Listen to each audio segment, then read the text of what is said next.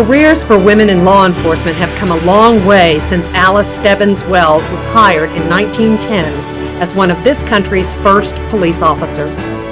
Officer Wells had to hand sew her own police uniform, a floor-length dress and jacket.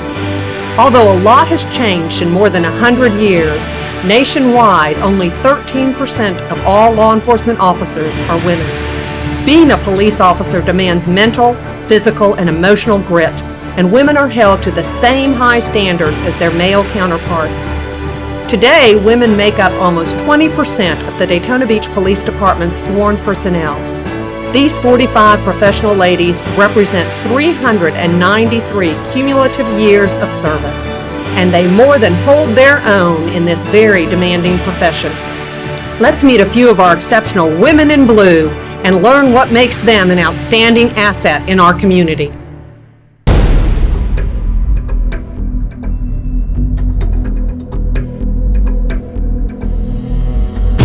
I believe the biggest misconception of women police officers are that people think we're not emotionally strong enough for the job. And yes, women are naturally very emotional, but the training we go through, you know what to expect. You know you're going to respond to deaths of all ages, from children to the elderly. You know that you have to call DCF and sometimes take children away from parents due to certain circumstances. So we're well aware of what we're getting ourselves into, so it's no surprise. So you don't see women officers going on scene and crying or acting emotional. We have that switch where we save that for home or somewhere else, but at work we're pretty tough, and I feel that any woman that's in law enforcement has deserved a spot in law enforcement. My very first FTO when I started told me that women didn't belong in law enforcement. Granted, this was 19 years ago, but he was very adamant that I was not going to pass FTO with him. He made every night difficult. I remember going home and thinking, he's right, I'm not going to make it. However, I continued to power through that. There was one other female at the agency that I worked. So, I talked to her and I talked to some of my other FTOs, and by the end of it, I did pass FTO with him, and probably about a year later, we became very good friends. People think that this is a man's job or women can't make it anymore. I see that everybody's usually pretty equal, pretty fair about things.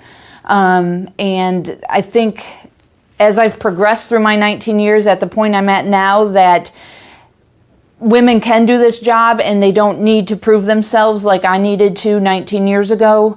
I see them working together very well nowadays. My favorite part of the job is probably all of it. This career has been unbelievable. Prior to doing this job, I put little things on the shelves like yogurts and dairy and stuff like that, and it was not very challenging. This job has been exciting. I've been involved in pursuits and homicide suspects, arresting them, and I've been anywhere from helping a kid to solving a murder. Everything about this job that I've done so far is pretty good. Within the last year, I've been moved to the Department of Criminal Investigations, where I'm in charge of the Property Crimes Division. I've got a great group of people. It's awesome. I chose law enforcement because of my mom. I grew up, my whole life. My mother became a police officer in the 1960s. And I look at my career today and how we just take for granted how, we come to work. For instance, I come in pants and a uniform, and that's just the way we are. But here I have a picture of my mother back in 1968, and she had to wear a skirt, and she had to run through parks and everything that she had to do in her career. And they were at a disadvantage, but that's the way it was. But at one point she made an arrest, and after the person was booked, she went back to the police department and told her bosses that she's at a disadvantage, climbing over fences in a skirt. And shortly after that, she had the uniform changed, and all women back in the 60s were allowed to wear pants like we do today. My kids view me not as a police, because I'm just a mom. This is the only life they know. So I've been doing this when they were younger. So it's pretty much, they've grown into this lifestyle. They respect it. They respect the career. They know that I take a risk every day. They're not naive to the fact that I may not come home, but they believe in me. They believe that I'm going to be safe. A lot of people don't know, well, a lot of you don't know, but my brother's also a cop for Daytona. So they have two of us. And because we're believers and because we believe in the faith, we pray. We know that that's the only person that guides me every day. And they know that the streets are bad because they're young teenagers or young adults. So with that, they know that what goes on, from the media, social media.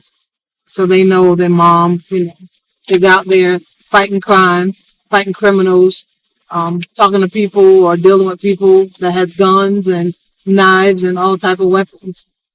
But in their heart, I'm just mom, and then I'm the police officer. As a mother-daughter police officer team, I think it's brought me and my mom closer. We get to enjoy at certain aspects of the job. We get to go home and talk about it. We get to share our feelings and how we view things. We bounce ideas off of each other. We're both a part of the Honor Guard, where we represent our department for the officers that have fallen or were killed in the line of duty. We have that in common, and we enjoy that very much. We do enjoy working together, and it's been, I think, the final piece in my chapter of my book. I enjoy watching my mom. I look up to my mom. She's very nurturing and compassionate.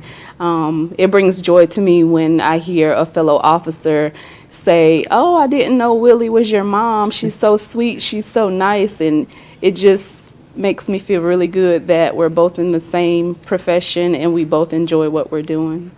Most challenging part for my job is being a school resource officer at Cherokee Small Elementary School.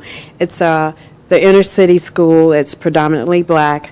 I deal with a lot of kids who have some emotional problems and not really in touch with life itself, because parents are not teaching the kids. They're not validating the kids the way they should validate them early in life. And they're open and seeing everything unimaginable that you can think about, drugs, you just name it. The kids come to school and they talk about, my mom went to jail, or my dad went to jail, or where's your dad? You ask a question, where's your dad? My dad's in jail, and they talk as if it's just like an everyday, it's okay.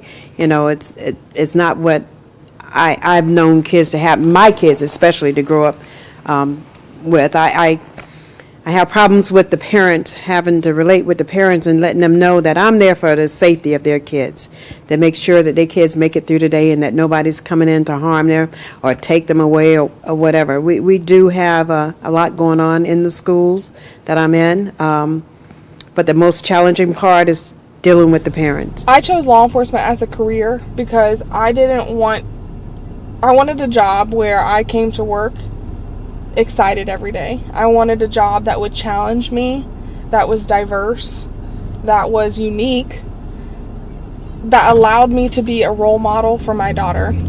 This job has everything I want, from the action to the investigations, the challenge of working with difficult people.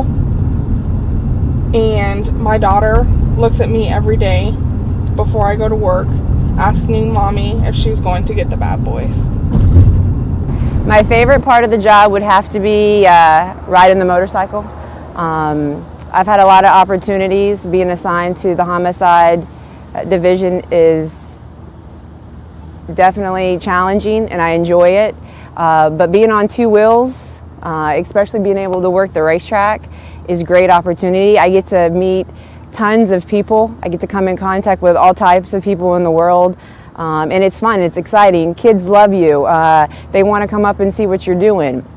Being able to be a positive role model out in the community on this motorcycle is the best job there is. I mean, it is hot, but I'm telling you, it's definitely worth it. A lot of people make contact with you because they want to know about the motorcycle, they want to know about your job, and especially being a female on a motorcycle, I think that draws a lot of attention because not too many agencies have that. And I think that I get a lot of questions.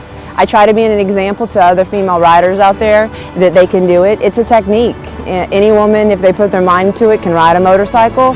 It's technique. I get a question all the time, how do you pick it up? It's technique. And I enjoy it, and I'm glad to be that positive role model for women.